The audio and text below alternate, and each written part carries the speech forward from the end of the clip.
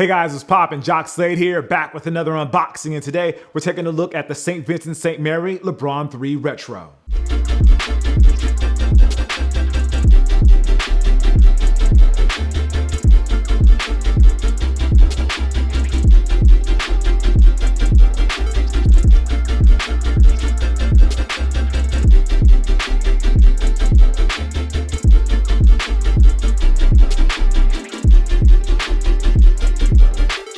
When it comes to the St. Vincent St. Mary colorway of the LeBron signature line, I feel like it is one of the most highly requested colorways of those shoes.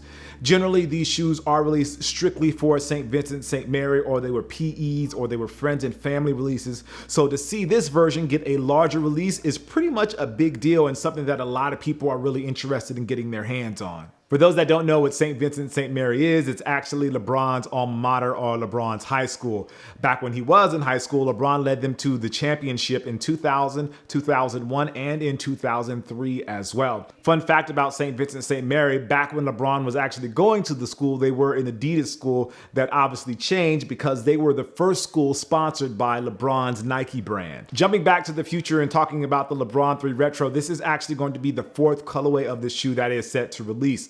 The LeBron 3, in my opinion, is one of the best LeBron shoes in that 1 through 6 category.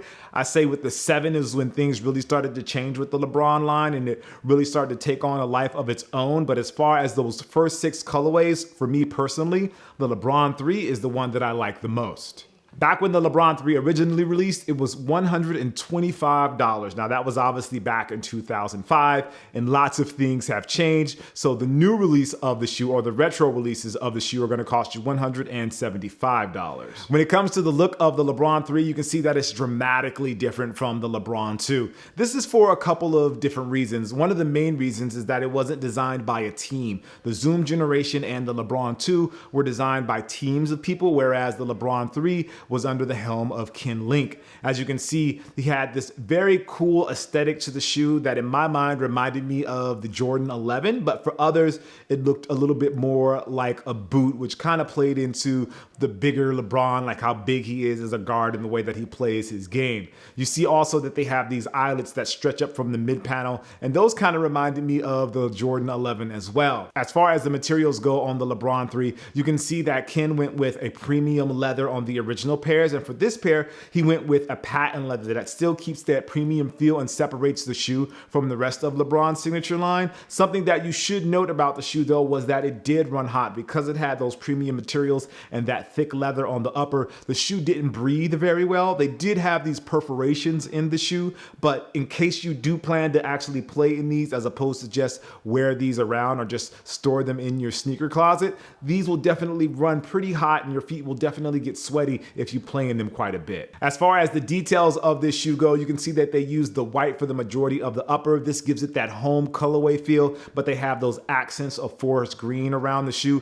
Actually, and if you look inside the liner, although they do use forest green, it still has a bit of a satin feel to it that gives the liner of the shoe a little bit of a sparkle. I think that actually looks really nice as well. As far as the small accents go, you see they have gold on the accents, and they have gold around the Nike swoosh, and then they use gold on the P-backs as well. You also see that they use gold for all of the logos. They have gold for the L23 logo, which I still think is one of LeBron's better logos.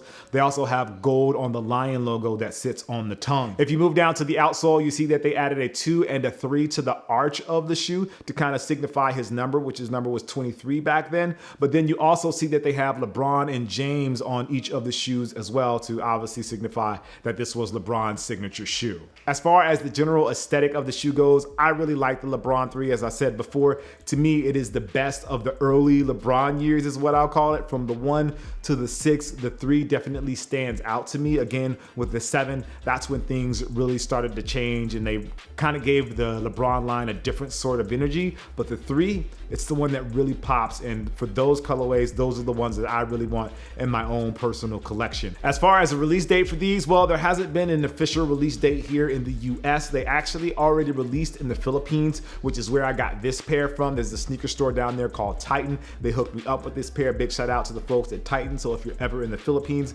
make sure you check them out. Pricing for these is going to be $175 when they eventually do release here in the US, and make sure you stay tuned and I'll update you to let you know when that day is. As always, guys, I appreciate you. Hope you enjoyed this look at the LeBron 3 St. Vincent St. Mary home colorway, and I'll see you soon.